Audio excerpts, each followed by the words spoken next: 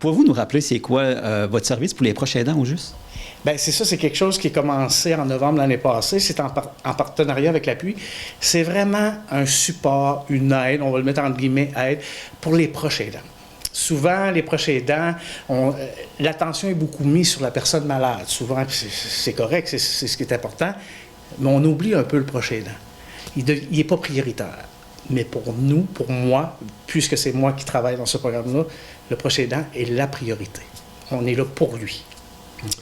Fait que, ben, c'est ça, ce service-là, il y a 4 volets dans le service.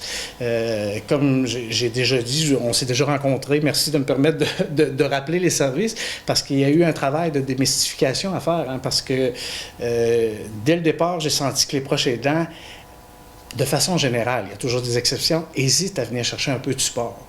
C'est comme, il y a comme quelque chose dans les valeurs qui, non, je dois m'occuper d'eux. Non, c'est plus compliqué que ça, le proche aidant, il y a plusieurs facettes. Fait qu'en parlant beaucoup de ça, les gens commencent à venir chercher les services, puis on est content. Alors, ces services-là, il y a 4 volets. Parce que nous, on considère que le proche aidant a une vie parallèle à celle d'être proche aidant. Il a sa vie personnelle à celle d'être proche aidant. Fait qu'il peut bénéficier d'un suivi individuel. Ce n'est pas toutes les personnes qui sont à l'aise de parler en groupe ou en petit groupe de ce qu'ils vivent. Ils ont besoin d'avoir une écoute, d'avoir quelqu'un qui les oriente dans tout ça, puis qui comprenne un peu leur situation. Fait que ça, c'est le soutien individuel. Puis ça peut être, la personne peut vivre quelque chose qui est en dehors d'être proche aidant, comme une rupture amoureuse, admettons.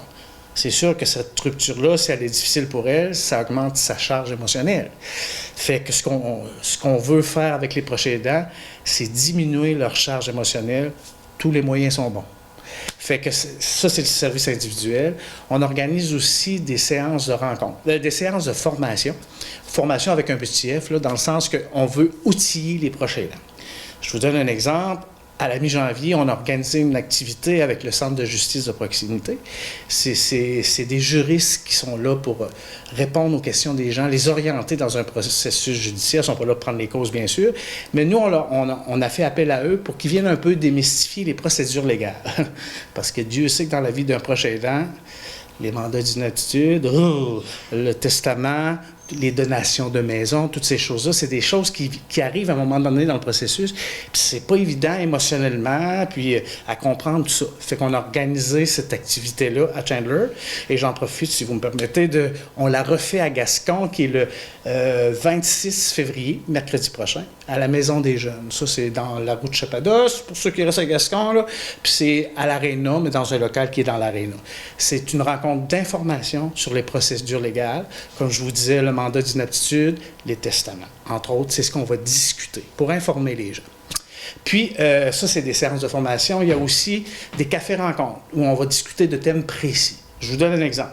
Moi, je rencontre des gens individuellement. Je réalise que, mon Dieu, au niveau des saines habitudes de vie, depuis qu'ils sont proches aidants, ils négligent leur sommeil, bien manger, l'exercice physique.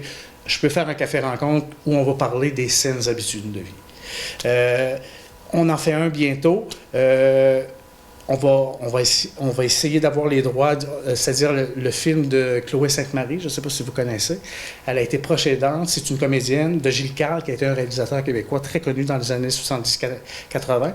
Elle a été proche aidante de ce monsieur-là, puis c'est elle, une des pionnières, qui fait en sorte qu'aujourd'hui, que le statut de proche aidant ou aidant naturel, parce qu'au niveau du gouvernement, c'est aidant naturel qu'on...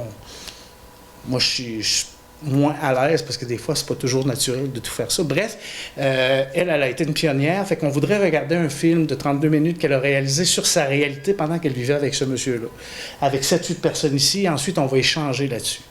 Parce que ça va être un bon moment pour permettre à l'échange des réalités de chacun. Ça peut être un groupe de soutien aussi, ça s'appelle comme ça. Puis, on va faire du répit, mais ça va être 3 répits de 3 blocs de 3 heures. Juste parce que nous, on est là, dans le fond, le projet est là encore pour 15 mois. Bien sûr qu'on espère qu'il va être reconduit, probablement, mais pour le moment, on a une banque d'heures. Fait qu'on ne peut pas donner un répit aux 2 semaines pendant 20 ans, on ne sait pas. Mais si la personne vit quelque chose de difficile, on pourra au moins lui offrir quelqu'un sera en présence de la personne malade pour que cette personne-là puisse sortir, aller faire ses commissions, se faire du bien, peu importe. Fait que ça, on offre ça aussi. Si la personne se questionne, c'est quoi être proche aidant? Je suis proche aidant. Questionnez-vous pas trop, appelez-moi. On va répondre à ça, je vais vous rencontrer, puis on va évaluer ça ensemble, puis tout ça. Fait que s'il y a lieu, parce qu'on pense souvent que le proche aidant, il faut être dans une période, genre d'être quasiment 16 à 18 heures avec la personne par jour. Ben non, tu peux être proche aidant si tu fais la commande 2 fois par semaine, puis tu vas faire le lavage. Tu es proche aidant parce que tu as une responsabilité. C'est comme une charge. Ça ne veut pas dire que c'est une surcharge, puis c'est négatif, mais ça devient une responsabilité de plus. Puis dans la vie du proche aidant, ce que je vois, tout dépendant des situations, ça se fait subtilement, toutes ces choses-là. Puis à un moment donné, le proche aidant vient étouffer, épuisé, puis là, il ne comprend pas pourquoi. C'est parce qu'à petite bouchée, ça se prend. C'est comme un club sandwich, hein? À force d'y rajouter des tranches, maintenant, tu n'es plus capable de prendre la bouchée. Fait que voilà. Puis il y a beaucoup de personnes qui sont proches aidants sans le savoir. Oui, excellent, parce que moi, je l'étais, puis je ne le savais pas. Les gens qui ont besoin de plus d'informations ou qui veulent bénéficier de vos services, ils vous rejoignent comment? C'est assez simple que ça se peut pas. Ils appellent au Centre d'action bénévole au 418-689-6023. Ils demandent pour me parler à moi, Michel Langelier. Si je suis pas là, on prend le message et je les rappelle le lendemain, c'est certain. Fait qu'ils appellent ici, même s'ils ont juste des questionnements, on va partir de là. Puis si vous me permettez de rappeler aussi, le Centre d'action bénévole offre une autre forme de répit on n'est pas porté à associer à ça à du répit, mais la popote roulante ou les plats givrés. La popote roulante, ça, c'est des gens qui arrivent chez vous, c'est 2 ou 3 jours semaine, qui vous amènent un repas. Il faut appeler pour remplir une petite fiche, tout ça, puis on voit avec vous si c'est possible, tout ça. Puis il y en a qui n'aiment pas trop ça. On a aussi des plats givrés, c'est-à-dire qu'on a plein de plats ici qui sont congelés, qui viennent de différents traiteurs. Ça veut dire, je dis, exemple, moi je m'en vais à Montréal, j'ai pas le goût de cuisiner, disons, pour 5 jours. Je peux venir chercher des repas ici qui sont excellents, je les ai goûtés. C'est des super bons repas, c'est 5 $ le repas. Fait que ça fait un bon repas pour la personne quand le proche aidant ne peut pas faire à manger.